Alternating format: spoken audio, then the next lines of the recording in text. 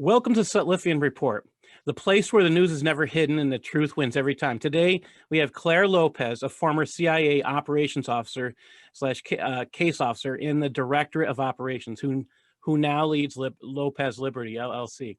Claire caught me mentioning that this tyranny we're experiencing is like fascism. But if you listened to me last week, I read a few pages from Liberal Fascism that says there's no real definition of fascism. So that can't be the real answer of the threat that we're facing. So what is this threat that we're facing if it's not fascism? Well, there's a very big difference between Marxism and communism, Paul, and thanks for having me on, by the way. I'm really glad to be with you. And so when we look at communism, it is what, of course, was first written about by Karl Marx and Friedrich Engels in this very slim little manuscript, the Communist Manifesto from 1848. And they spell out in here very clearly what communism is about. And it is about violent revolution. It is about the abolition of the rights of property through and they say this quote, heavy, progressive, or graduated income tax. It is the abolition of all right of inheritance. It is the centralization of credit in the hands of the state by means of a national bank with state capital and an exclusive monopoly, centralization of the means of communication and transport in the hands of the state, and other things. The last of 10 that they list, free education for all children in public schools. So that in brief tells us what communism is. Another very important feature of communism is that it is international. Hence the Soviet Comintern or Communist International that was set up shortly after the revolution that Lenin and his Bolsheviks won in Russia in 1917, and the immediate effort to export that revolution elsewhere throughout the world, which is how it came to the United States, of course. Now, fascism, of course, is nothing like any of that. Fascism is certainly nationalist. It's not internationalist at all. It's nationalist. It is socialist in the sense of certain government controls, but it's nowhere near what we just read about communism. And I think the most important distinction we need to make today is that while fascism, Nazism, and the Third Reich disappeared, were completely defeated about 75 years ago at the end of World War II, communism and Marxism live on. And not only live on, but today have a very powerful state sponsor. And that is no longer Russia. It's not Russia, it's not Putin, although they're certainly part of this. They're the source of the ideology and they're involved, definitely. But today, the international leadership of communism is China, the Chinese Communist Party, headquartered in Beijing. And so there is today very much a powerful and rising nation state sponsor of communism, and there's no such thing for fascism.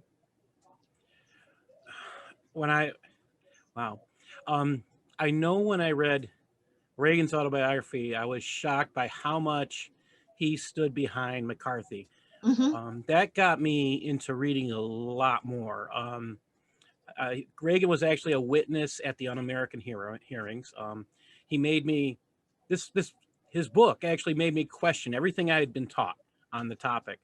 I graduated from high school in 1982, and the stuff I was taught is not as severe as what they're teaching today in public schools about McCarthy.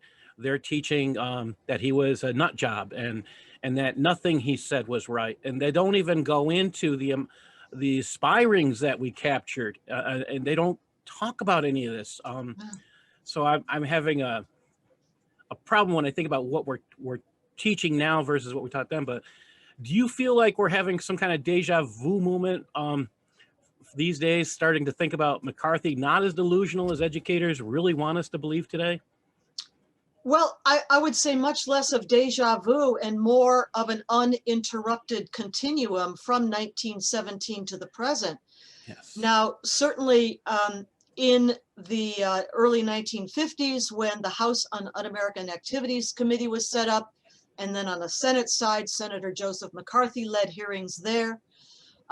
And the FBI was very strongly focused on the communist enemy and the infiltration of communism and of KGB agents into the United States, all of our institutions.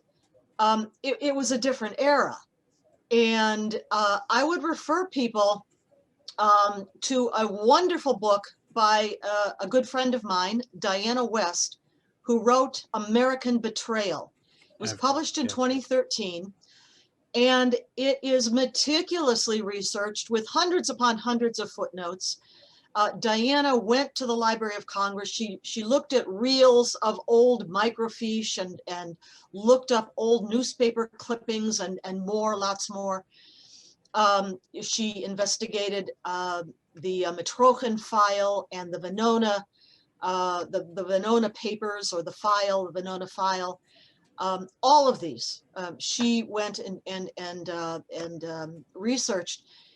And what she writes then in American Betrayal is the story of how communists, as I was talking, exported the revolution, in our case to the United States, really beginning very shortly after the 1917 revolution in Russia.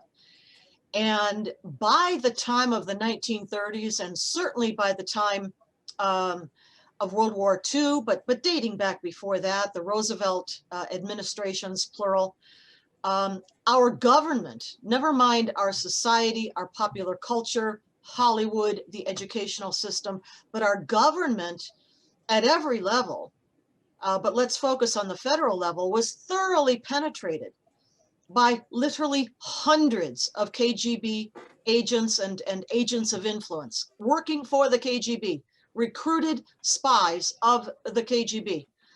Diana documents all of this, and as I said, meticulously footnoted. Well, along comes Senator Joseph McCarthy in the 50s, and on the House side, the House on Un-American Activities Committee, with all of the hearings that they held, many of them broadcast over what then was brand new television. And we could hear the proceedings and watch the proceedings. Well, those who were around at the time, and you know, since then we can go back and look. And Joseph McCarthy was a hero. He was a patriot. Yes. He went after this insidious and really widespread infiltration and subversion within our government, with single-minded determination. Yes, he was uncovering things that people did not want uncovered. Yes, he was exposing spy rings and agents of influence. Alger Hiss at the State Department, later revealed by Whittaker Chambers. Harry Dexter White at the Treasury Department. Harry Hopkins, who actually lived in the residence, the upstairs of the White House with the Roosevelts. Franklin Delano Roosevelt and his wife, Eleanor, lived with them in the White House. He was, Harry Hopkins, a recruited agent of the KGB.